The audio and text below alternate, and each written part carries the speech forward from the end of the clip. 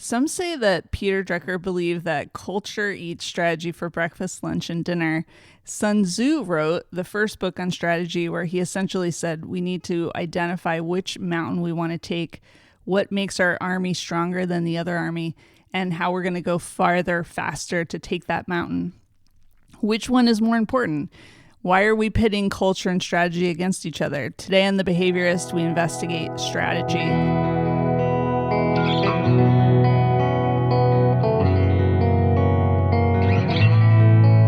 Welcome to The Behaviorist with Work Wisdom, where we help you adopt high-performance mindsets, behaviors, communication, and culture. I'm your host, Sarah Colantonio. Our intention for the Behaviorist podcast is to share accessible, concrete practices that you can weave into your whole life to begin a shift toward joy and meaningful achievement. So today, we're turning our focus, like I said, onto strategy, and we're really grateful to have Matt Sware from the Work Wisdom team joining us. Hi, Matt. Hello. So the first question I want to ask is kind of personal.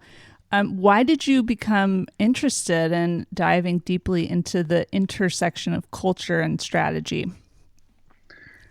Okay. My story begins with Huey Lewis and the News, and the song, the power of love. Okay. I was right out of college, and I was working at a large healthcare company, and I was on stage at a big town hall that was the rollout of a new strategy by the executive in charge, and it was a live webinar.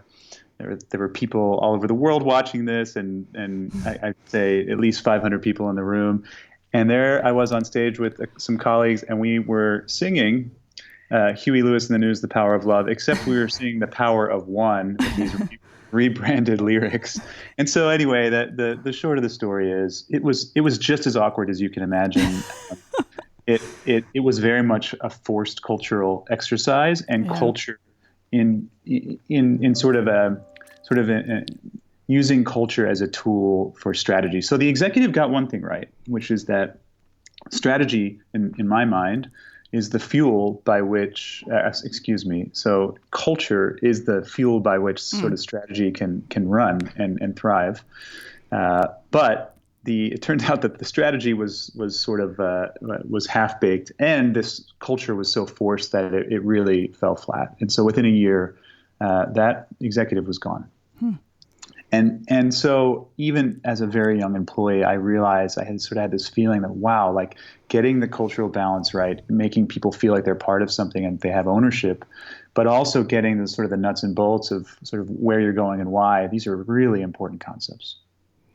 So that's really interesting. It's the fact that something embarrassing and uncomfortable comes this major realization. But what I want to do before we talk about culture is ask really, what is strategy besides, as Drucker says, a meal for culture? How do you define it?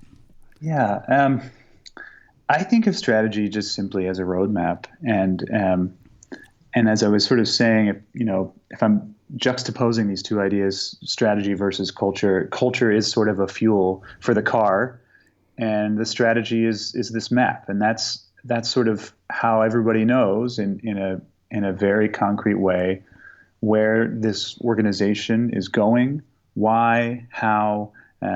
You're sort of answering a lot of those questions, and then you're using that as a roadmap for the rest of the company.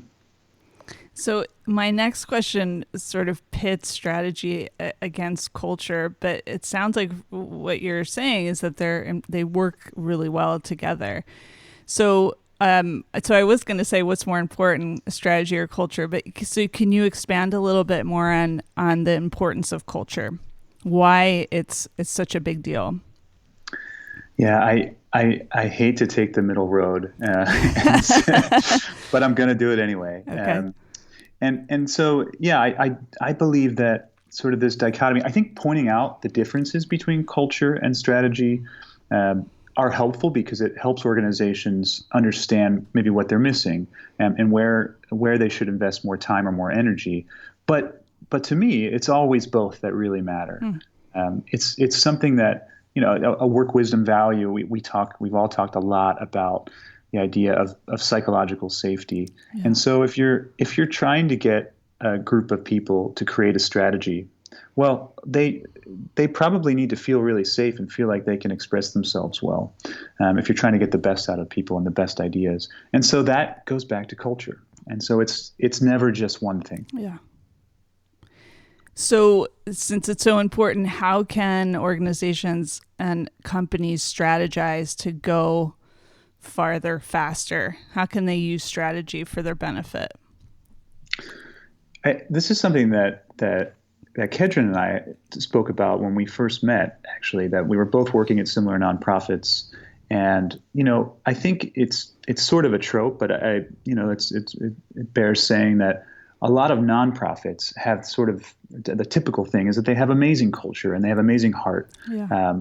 And sometimes they lack sort of a real strategy. So everybody kind of, maybe loves this mission and the idea, and they have a really baked in culture, but they're missing strategy. And in the for-profit world, the opposite is sometimes true, which is that there's a lot of time and energy spent on strategy and tactics, the sort of the Sun Tzu kind of piece.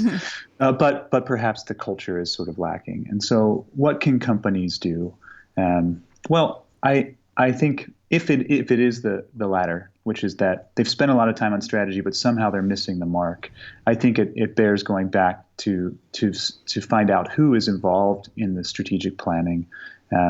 Is there real ownership? Do people feel safe to be themselves and really speak their minds when this company's trying to plan 2, 3, 5 years in advance? And then the final thing I would say is I'm a big believer in iteration. That you can't really do this once a year. It's sort of a continual process. And so you may have a strategy that you feel really good about and you spend a lot of time on, but it's okay that it changes, and it could change a lot quicker than maybe you thought. And you should leave room for that. Yeah, I was just going to ask, how often should this happen? Is it really a constant thing? Because, you were saying with more traditional strategic planning, it's something where you're planning out years and years in the future. So is it monthly? Is it once a year? Like what do you recommend? How often should people be thinking about this intersection of culture and strategy for their organization? Yeah. So if teams within a company, whether it's an executive team or it's, a special group or even in regular office meetings, if there's a little bit of space carved out to sort of touch base. I'm not saying that companies should have, very defined quarterly meetings. They have one big meeting every year and then they have quarterly meetings. But I think it's about being intentional, about carving out time and space to just revisit it, to revisit whatever the strategy is and say, hey, let's take a pause. Is this still where we are? Is this still where we're going? Does everybody feel good about this?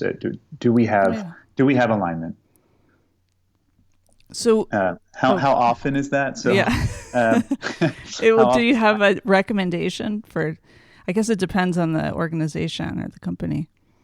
So if it's done, I don't have a strong recommendation for what that is. I think every company is a little different, and it sort of depends on the speed of the business and what sort of operation they're running. But at the very least, I think it is good to do this sort of exercise 6 times a year.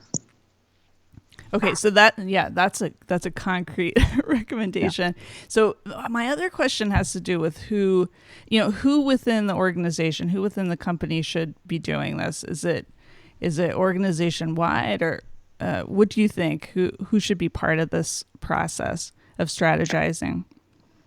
So I think one easy place to point, because we've just done it as a group of work wisdom colleagues, is that it maybe ranges the gamut. It's not necessarily just the senior people or the token junior person that you bring in to these meetings. That's the right mix. I mean, I think often you find that you have to let people self-select and let people that really want.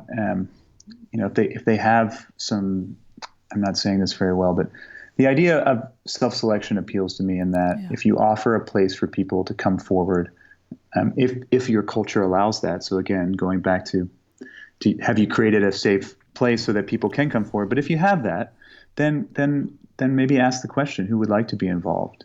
Mm-hmm. And so, of course, people that are in charge, that have sort of, they're signatories of a company, they're executives. That's a really important group, and the leaders of a company are important. But leadership is not always a title. Yeah. And I think that's something that we've certainly found within Work Wisdom, that there's a lot of affiliates of our group, mm-hmm. and it's not necessarily the most senior person that brings together some really great ideas. Yeah. So what is one thing, I'm kind of springing this question on you, Matt. What's one thing a person, an individual, can do to behave more strategically within their organization?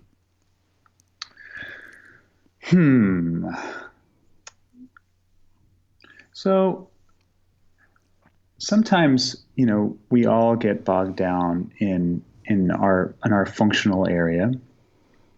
And just as I was saying about sort of when should you do strategic planning, and so you pin me on 6 times a year. I think that's a relatively good number. That and for an individual, there's times that you can also pause and reflect that on your own career, in your own life, your own position within an organization, and that's a really important time as well. So how can someone be more strategic as an individual? Well, I think it's carving out space to think. To sort of step out of your day-to-day role, and this is something that advice from a friend that I thought was really helpful, which was, if you circle a date on a calendar, let's call it 6 months from today, and there's some things that you really that were maybe sort of open questions for you, or things that were maybe troubling you, or and you wanted to give yourself a little time and space. You circle a date on the calendar and you write those things down, and you say, okay, I'm gonna revisit those things in 6 months. And then the 6 months comes up, and those questions, some of them may be answered, some of them may be irrelevant by that point. But you're giving yourself a little bit of space and time to think about them, and also allowing yourself a little bit of a pass. Give yourself some time to see how things work out. I feel like, with Work Wisdom, when we have that list of things that we're working towards, it's so strange how just having it written down is really helpful. Helps me focus on, the things that I want to contribute to Work Wisdom. So it seems like a simple thing, but I think it's pretty impactful. And it also, when you see them and you revisit them, mm-hmm. It's a moment to sort of celebrate the wins and the successes, and to say, wow, like this really actually worked out. And some things that seemed really, really hard 6 months ago or a year ago, actually they worked out pretty well. I think that time is really important, and that's a strategic way of sort of handling both for an individual or a company how to tackle some big issues. So the last question I want to ask you is about culture. How can a company start to weave culture into strategy? Earlier today, you sent me a really funny YouTube clip, and I'm assuming you don't recommend that sort of thing. Maybe you want to tell our listeners what that clip was about. But how can a company really start to weave culture into their strategy, in your opinion? Yeah, so I'm sure many of our listeners have seen this clip. It is a great moment in corporate life. It is a video of the Windows 95 launch, and on stage is the Microsoft executive team, including Steve Ballmer and Bill Gates, and they are dancing, and it is very clear that no one on that stage was prepared for the dance.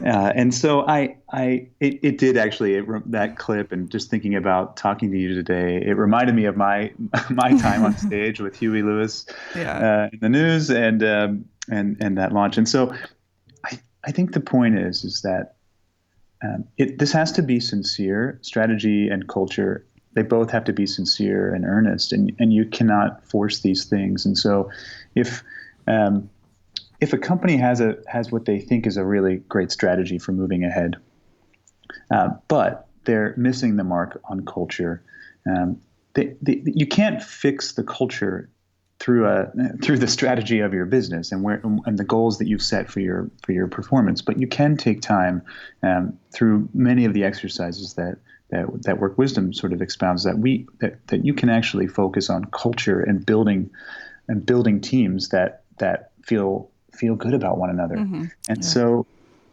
sort of stepping out of the strategy and fixing and working on culture, then you can go back to that strategic plan and figure out where people really feel ownership and maybe they will contribute something even bigger that you didn't imagine before. Yeah. Yeah, I love that. So, Matt, I'm so grateful for you being part of this movement of helping world changers in the workplace to enhance individual and collective team performance. I really love talking to you today. Thank you for calling in from Brooklyn, New York. That's a big deal to take time out of your day to do that. Thank you, listeners, for downloading The Behaviorist. We hope you'll subscribe to the podcast. And please reach out to us through our website, workwisdomllc.com. You can enjoy Work Wisdom Press and productions. You can ask questions and give suggestions of topics you'd like us to explore in the future episodes. So we have this custom of reading 1 Minute Wisdom by Anthony DeMillo. So I'm going to close with that. The master once told the story of a priceless antique bowl that fetched a fortune at the public auction. It had been used by a tramp who ended his days in poverty, quite unaware of the value of the bowl, with which he begged for pennies. When a disciple asked the master what the bowl stood for, the master said, "Yourself." Asked to elaborate, he said, "All your attention is focused on the penny knowledge you collect from books and teachers. You would do better to pay attention to the bowl in which you hold it."